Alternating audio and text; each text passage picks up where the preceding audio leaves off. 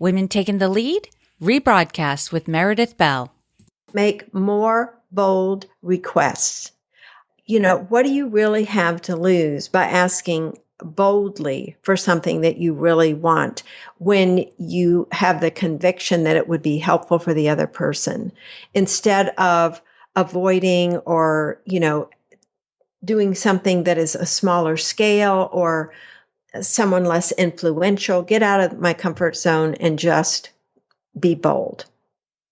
Hello, my name is Jody Flynn and welcome to Women Taking the Lead, where we are all about creating blasts of inspiration to help you overcome self-doubt so you can lead with confidence, integrity, and a sense of humor. Head over to womentakingthelead.com to join the community and get the resources to support you on your leadership journey. Now, your future awaits, so let's get started. Hello there. This is a special rebroadcast of my interview with Meredith Bell from 2016. I'm reintroducing you to her because she and her business partner, Dr. Denny Coates, are releasing their new book, Connect with Your Team, today in Amazon. I love Meredith. She and I first connected in 2016 and have kept up a good connection because Meredith is so good at finding ways to contribute. She has walked that talk, and so when she reached out to me asking if I would read her book and write a testimonial for it, I was an instant yes. Even though I was quite busy, I was happy to make the time for her. Connect with Your Team goes beyond the theory of becoming a great leader. This book gives you practical exercises to develop the skills to be a motivational and inspirational leader.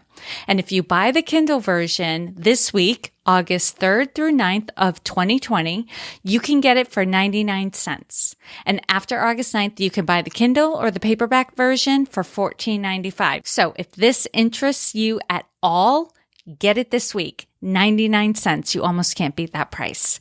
Now, let me reintroduce you to Meredith Bell. Hello, everyone, and thank you for joining us today. I'm here with Meredith Bell, who has been an entrepreneur since 1982, and she's an expert in helping companies develop the people side of their business. Meredith is co-founder and president of Performance Support Systems, a global software company based in Virginia. Meredith heads up marketing and sales for the company.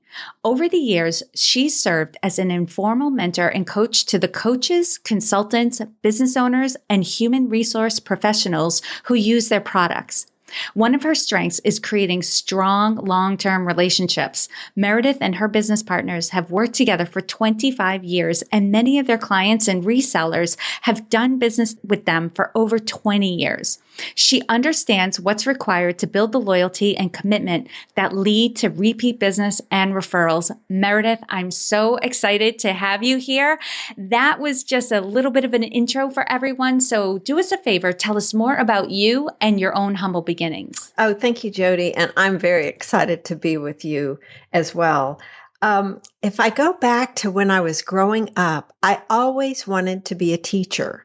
That was how I saw myself. One of my favorite things to do as a kid was play school, and I would play the teacher, and I'd get my younger siblings and neighborhood kids to be in the classroom. And so that's what I pursued. And I was a teacher for a few years, but then I discovered I got kind of bored with the routine of teaching the same material. And so I got my master's and I moved into the school board office in an administrative type of role, which at the time, that's perceived to be, really moving ahead in the world of public education. The problem was, there was a lot of politics and there was bureaucracy, and I was given responsibility for certain things without the authority to really make them happen. So it was a combination of things that just caused me to say, I can't do this anymore. And I decided to just venture off on my own. And I had zero experience in business. I mean, when you think about people that, decide to start their own businesses, I had never even worked for I shouldn't say that. Part-time, I had worked in restaurants, but I really didn't have any experience as a business owner. So I had to learn a lot of things. And what I ended up doing was starting a consulting and training company where I was teaching some of the same things I had taught to teachers when I was in that administrative role, interpersonal skills. And so what I ended up doing was discovering how to use some of my natural strengths, like speaking and teaching, to speak to associations and other groups as a way of getting in front of potential clients. So it was quite a journey to go from, being a classroom teacher to being an entrepreneur. That is a leap. That is definitely a leap.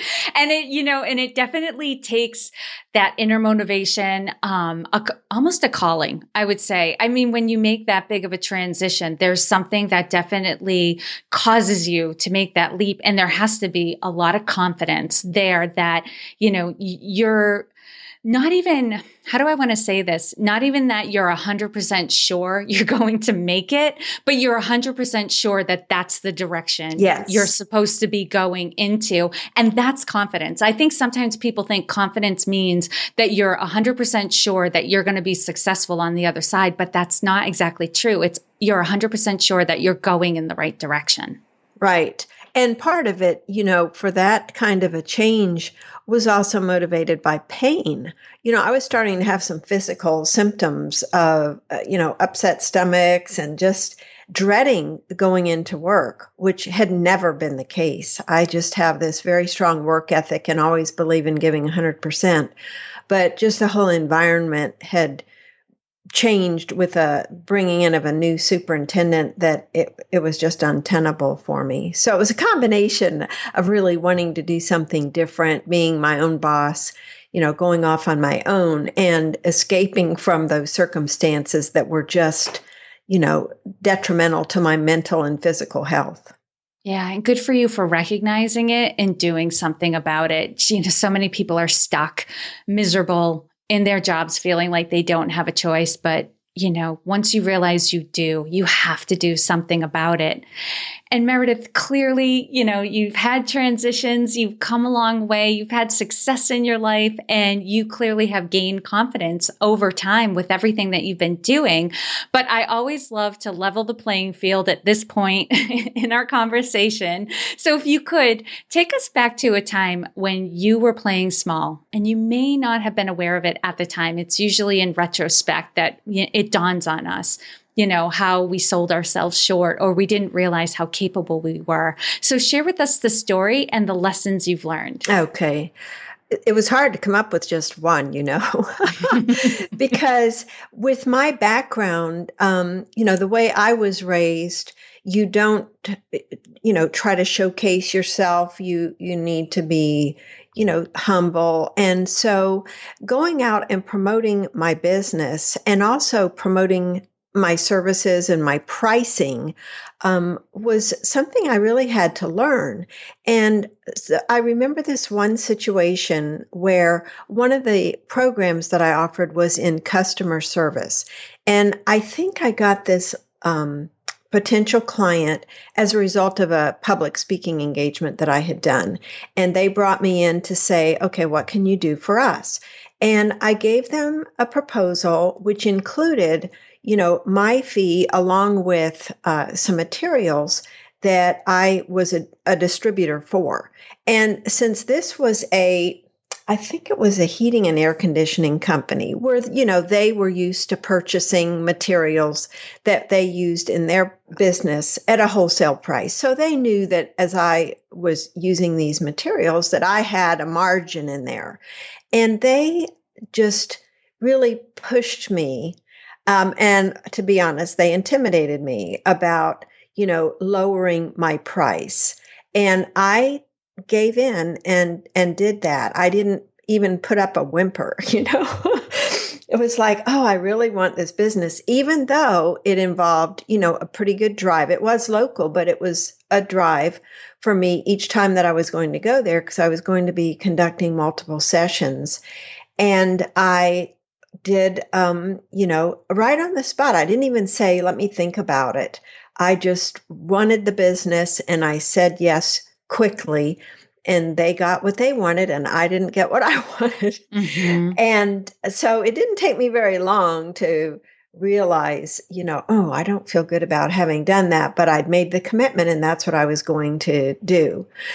That was many, many years ago. And, if I were having a conversation with someone today, I would certainly not be quick to lower price. And the thing is, you touched on it, this whole confidence thing.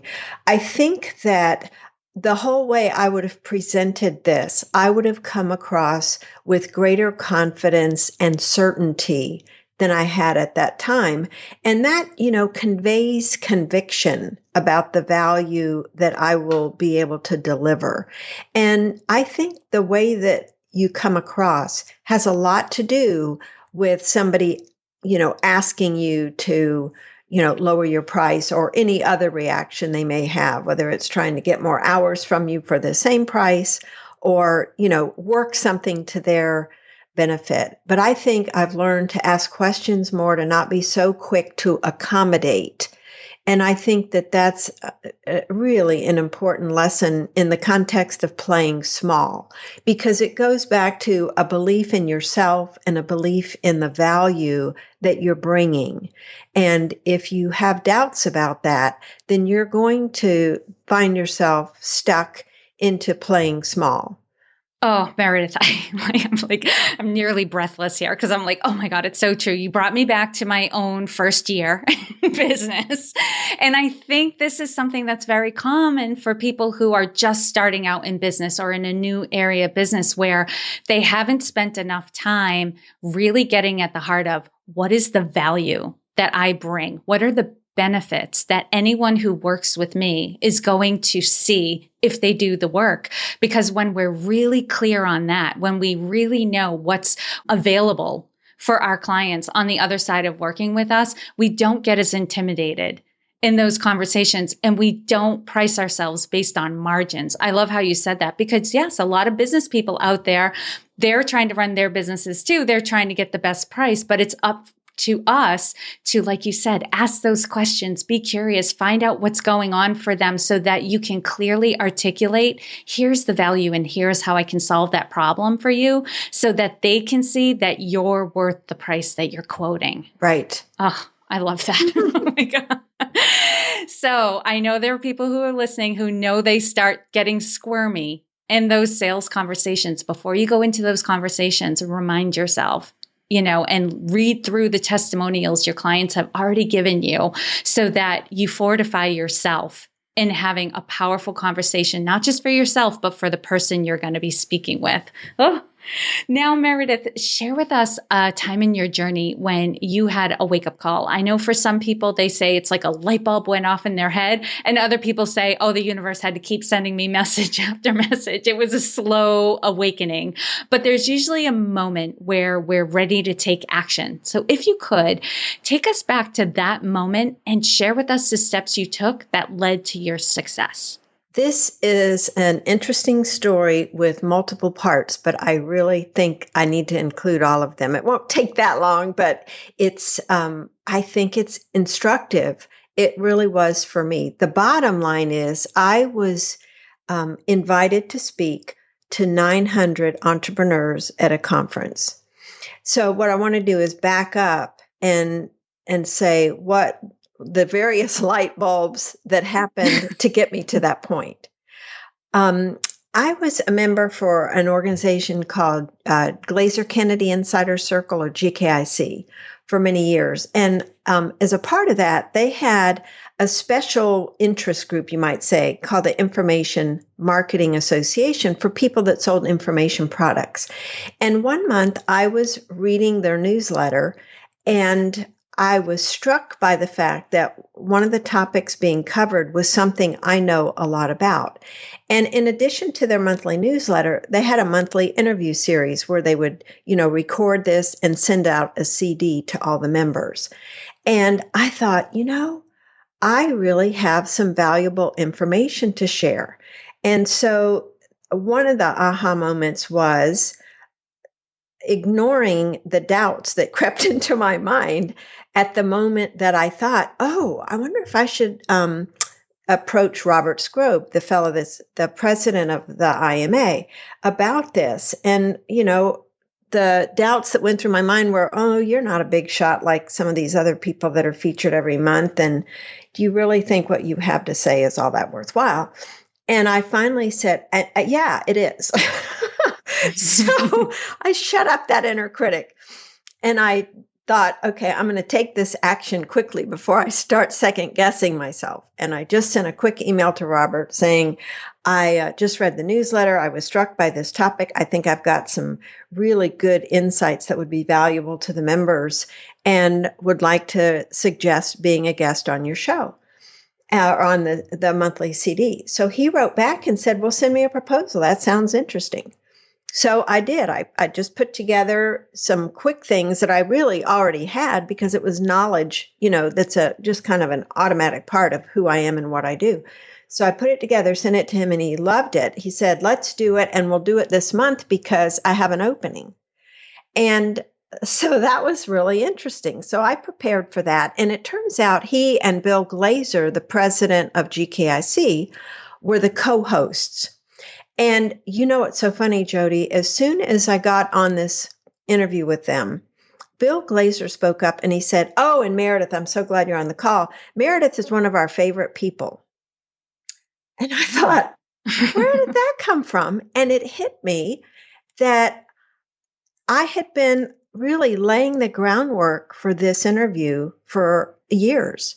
Because at the conferences, I would go up to Bill and talk to him and always made a point of finding something to give him positive feedback about in the conference. Because I've run events and I know how people can be so critical about the seats or the temperature or whatever. So I always looked for genuine things to give him positive feedback about. And then I also wrote a note afterwards. And one of the times that I gave him the verbal feedback, he said, gosh, could you call me every day and just call me and say these positive things to me?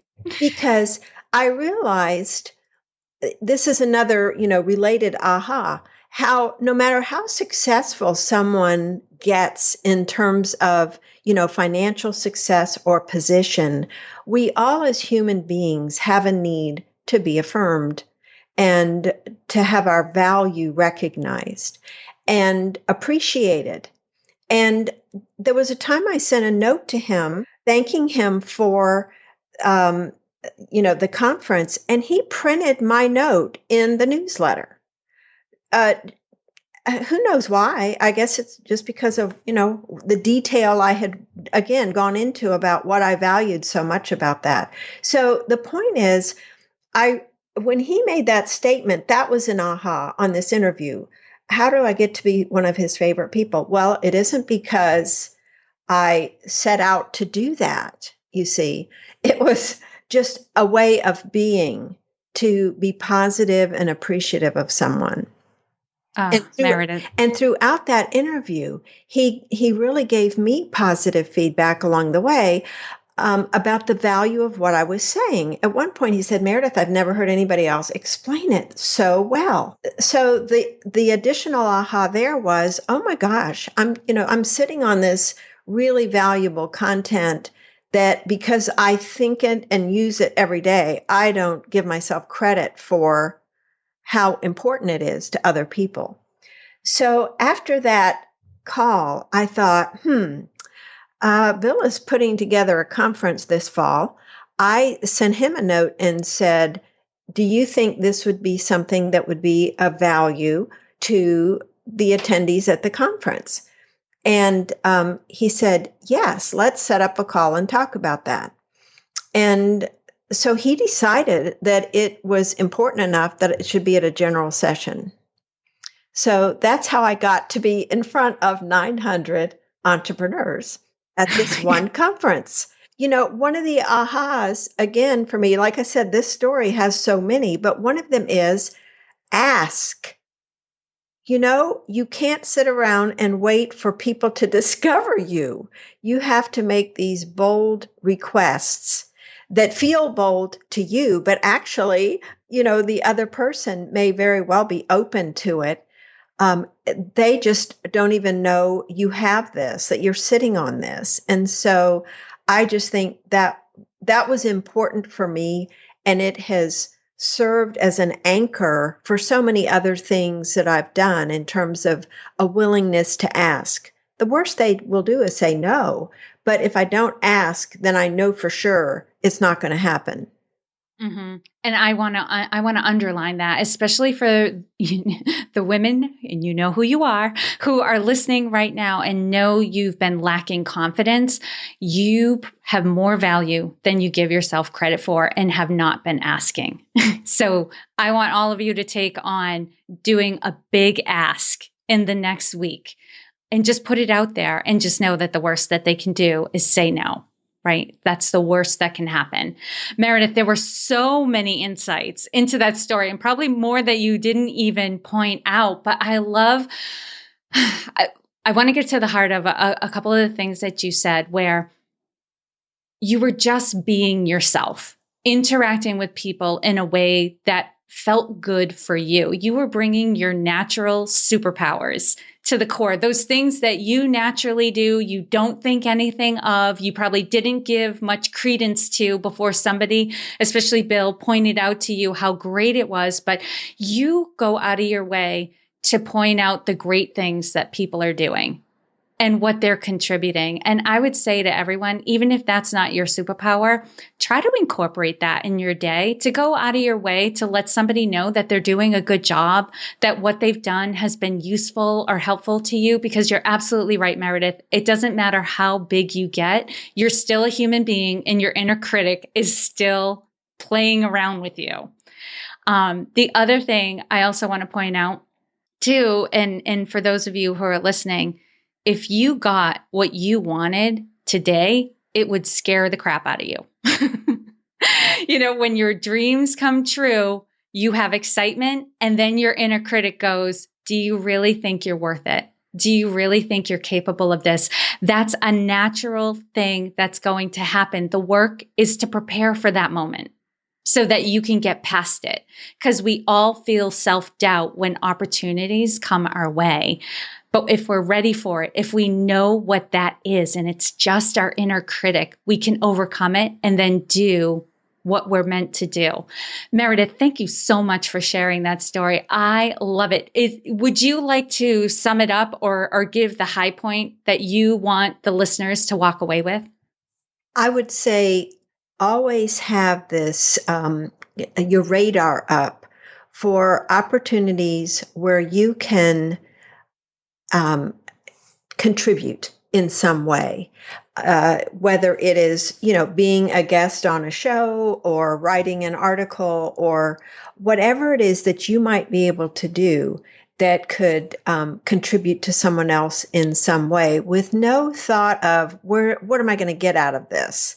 But if you just keep giving, it just all, will come back to you. But again, you have to not just give, but also think about what is it I would like to ask for if there is a specific situation, because it may be very appropriate to ask. And the part of asking for me is when I know that if I ask, could I contribute this? Could I do this? It's with the spirit of wanting to improve or offer value to that person or that situation. And so I think when your motives and your heart is in the right place, people sense that sincerity. Absolutely. And just the way you would propose the opportunity is, I think I can help. And in your story, you said that you said to Bill and to this other gentleman, I think I can help you. Mm-hmm. I think I can add some value, and that's a great way to look at it. Always ask from a place of, how can you contribute and give value? Because people do pick up on it, the subtleties. They may not consciously be looking for it, but they sense it and they'll react to it. Well, Meredith, this is a great segue, because with all of your years in leadership and helping other people develop their own leadership, I'm curious how you would describe your leadership style. I think at the core is people sense that I genuinely care. it's not an act, it's not a tactic or a strategy. It's a way of being with them. And so whether it's somebody I first, am meeting or one of our resellers, that I may be having a call with, and we really do have a number of folks that have worked with us for 20 years. It's like, a friendship, and they can count on me to ask questions to find out, how things are going. It's not trivial.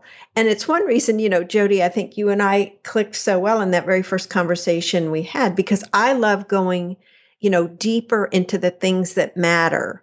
And so one of the things that I think makes me effective as a leader is really paying attention to what people are saying and not saying.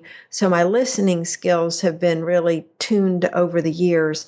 And I ask questions that hopefully are helping the person, think about some things that maybe they haven't thought about before. I'm not trying to dispense advice, or tell them what I think they should do. I'm looking for ways that I can be of service to them, and without them feeling like I've got some, strings attached or some expectation that spoken or unspoken that I'm hoping they'll do as a result. And I tend to be very collaborative and not authoritarian. I'm not one that enjoys trying to, work from a position of power just because I have this title or whatever. I much more like to get input from others because it enriches my own thinking and ends up helping us come up with a better solution. Mm-hmm. And I know for myself, I'm happy to follow somebody who has my best interests at heart and sees me as a leader and asks me, how do you want to contribute? So bringing all of those qualities together, you must have people flocking around you who are like, what can I do for you, Meredith? Well, it is so funny when I will have conversations, especially with new connections, let's say from LinkedIn. And I'll spend a good bit of the conversation asking questions about them and then, offering to introduce them to somebody or send them something that will be a useful resource for them. And it is funny how often at the end, for people that are really, self-aware and givers themselves, they will say, gosh, you've been so helpful. What can I do for you? And that's never my motive for doing that. My reason for going into the call is just to learn more about them and think about ways that I might be able to help them, because I just believe that's so important in this world that, especially during this particular election year, where there's so much negativity floating around, that the idea of bringing kindness, love, positive energy, optimism to situations whenever possible is a way of enriching the lives of anyone you come into contact with. I appreciate that. And the thought that just popped into my head is, and the year after an election year is a year of healing, where we get back to those qualities and really reinforce them. So I love that you're just always bringing that. And I have definitely gotten that from you. So Meredith, I want this next question to be all about you, though. What's one thing you're working on right now that you're really excited about? Well, it really kind of ties back to what we've been talking about. We've created an online coaching system called Strong for Performance that has been getting some really good traction in some organizations. And I am so excited about the way the lives of the managers, and leaders who are using it have been able to really improve how they communicate with others, either people on their team or people that they work with. And I am, that's really what I'm all about, is helping people to become stronger, become more effective in their relationships with other people. That's the bottom line about what we do. And it's what gets me excited every day. And the stories that I hear now from people who are using our program, along with getting, coaching from other people, either internally or externally in the organization, it really, in many cases, it's transformative because they didn't know any better about how to interact with folks. Unfortunately, our schools And our training in general does not help people with these communication skills. They learn how to do the technical aspects of their job, but then they get promoted and don't have a clue about what it really takes to motivate and inspire people to do their best work. And so that's what I am just on fire about. And just a quick example, this one manager was learning the skill of dialogue in our program. What does that look like? Where you ask someone else their opinion and then ask to understand why they have that opinion. And you're not just judging them quickly and trying to push your own opinion. It's a back and forth. And in the past, this woman had been a sort of impatient listener. She would rush people along. And in the case of this one person, she tended to think she was a complainer. And so she adopted this new way of interacting with the gal and came to ask questions and learn that there was a real issue there that she had not been aware of. And because she took the time to ask the questions and find out what was really going on, it really opened her eyes to talking to other people on her team to learn more about this particular issue, and then open up to what some options were that could really work.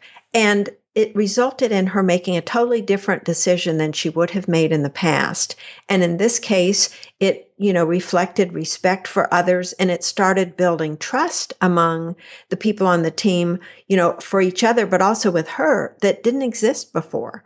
So that's the kind of thing. And there's more to it than that, but it just gives you a glimpse as to how people can change once they learn a new way that they can be.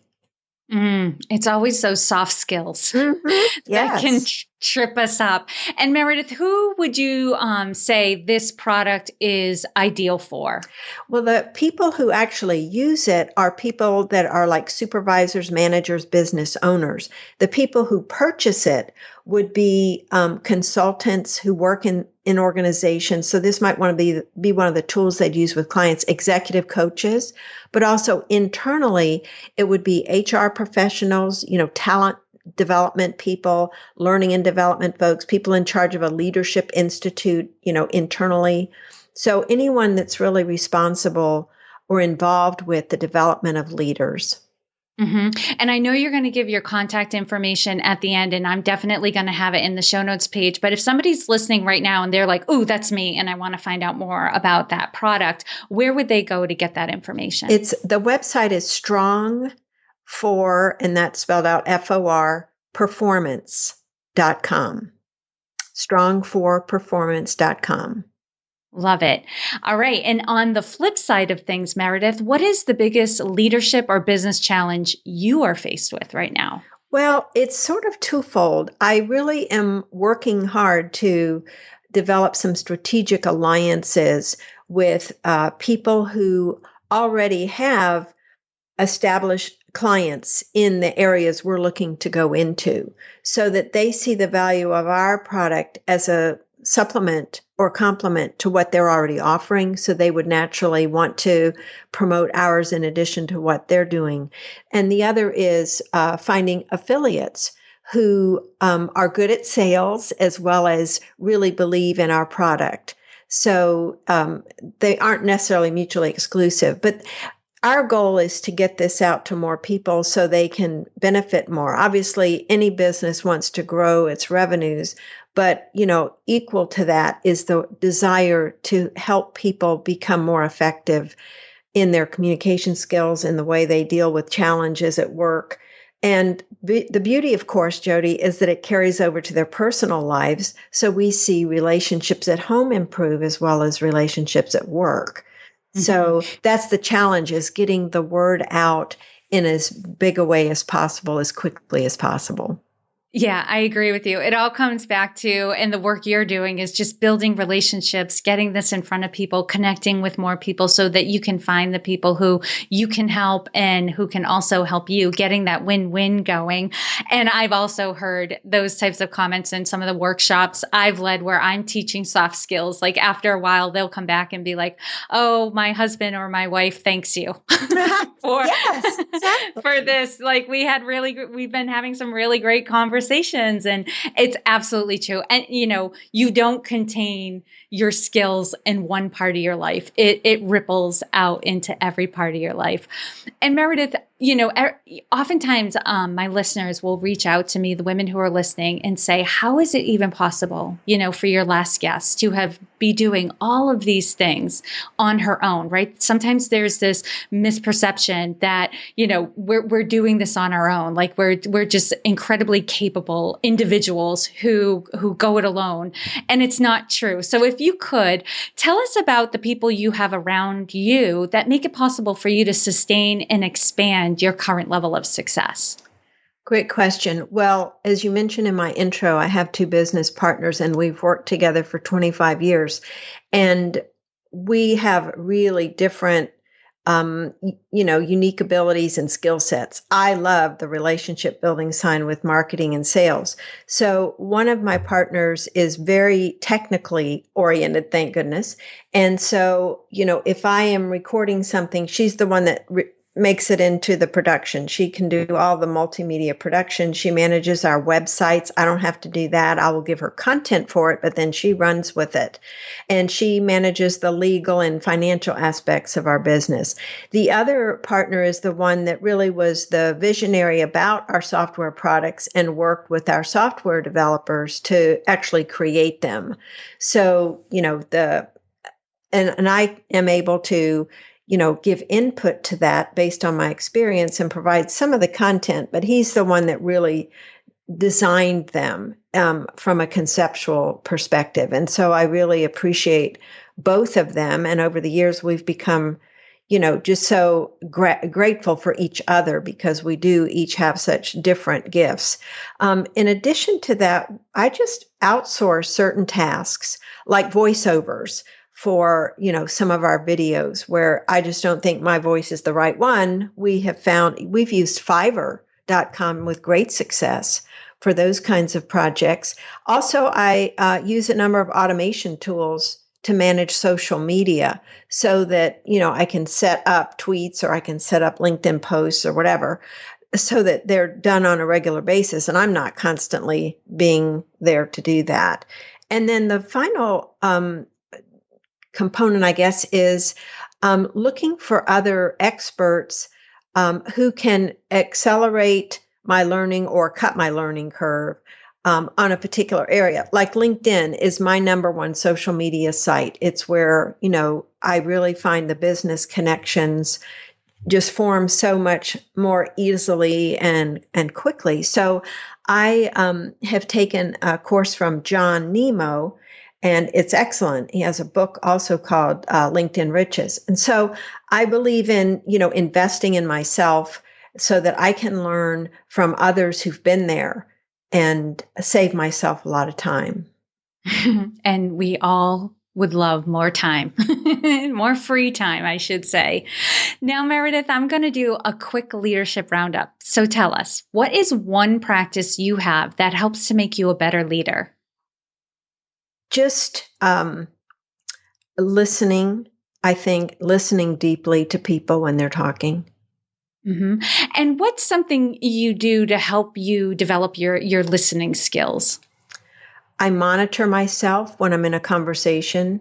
If I'm finding myself tempted to jump in too quickly, interrupt, or come up with a solution, I will pause and to try to think of a question that I might ask that will help me gain a better understanding and possibly elicit the answer from the person rather than me saying this or that. Mm-hmm. And what is one book that you would recommend to a woman to help her develop her leadership? This is my number one for both business development and personal development. It's called Straight Line Leadership. By a fellow whose name I'll need to spell. It's Dusan, D-U-S as in Sam, A-N as in Nancy. And then his last name is Jukic, D-J-U-K-I-C-H. But you can just look up Straight Line Leadership. It's a phenomenal book. It's a short chapters, non-academic, And the power of this book is that in each chapter, he's contrasting two ways of being, or what he calls your inner stance. And the inner stances that you adopt determine how you operate in the world and what kinds of things you're going to attempt and what you're going to follow through on, and learning to identify what he calls the necessary required actions. So just as a quick example, he contrasts in one chapter productivity versus busyness. And when you mentioned in our, earlier conversation about the busy part, we have to really look closely because so many of us are busy. But then what is it getting us the results we want? Are we doing really the right things? Another contrast is trying versus committing.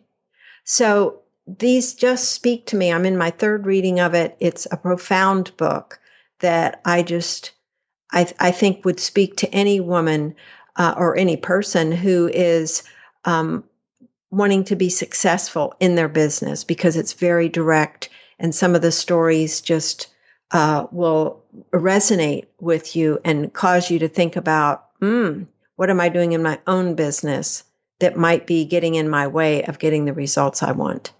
Mm-hmm. And after our conversation, I promised you I'm moving it to the top of my queue because I think it'll be very helpful with some of the things that I've been talking about recently. And Meredith, what advice would you give your younger self? There are two things. One is have more fun. Be less serious and lighten up, so that I don't put pressure on myself to be, I won't say perfect, but we do this, get it right. I've got to get it right the first time. And instead replace that with just seeing it more of as it's an experiment and a game. I'm here to have fun, and I'm a scientist collecting data as I go. And so I'm not making a judgment about myself. It's just information that's going to help me make adjustments along the way.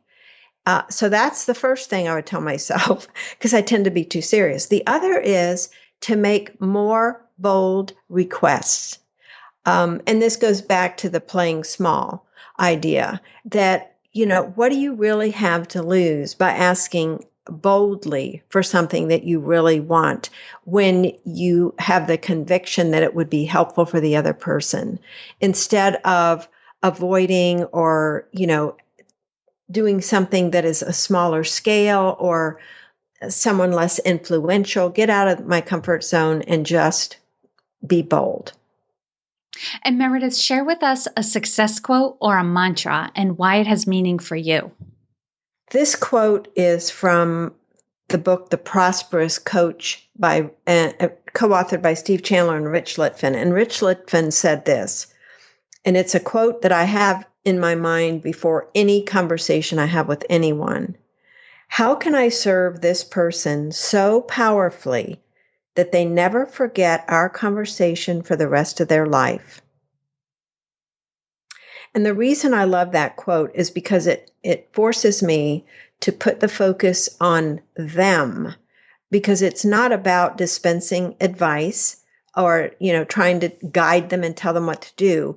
It's asking questions that get them to think in a way that no one else has ever encouraged them to think before, that's going to help them move forward in their lives. And I just think that's an awesome thing to do.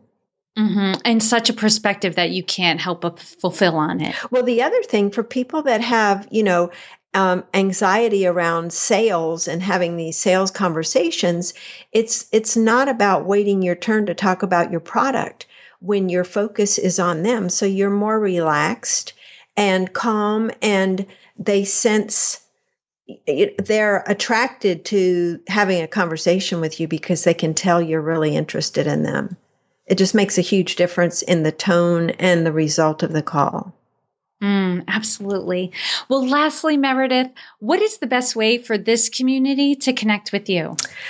On LinkedIn and Twitter, my ID is Meredith M as in Mary Bell, Bell.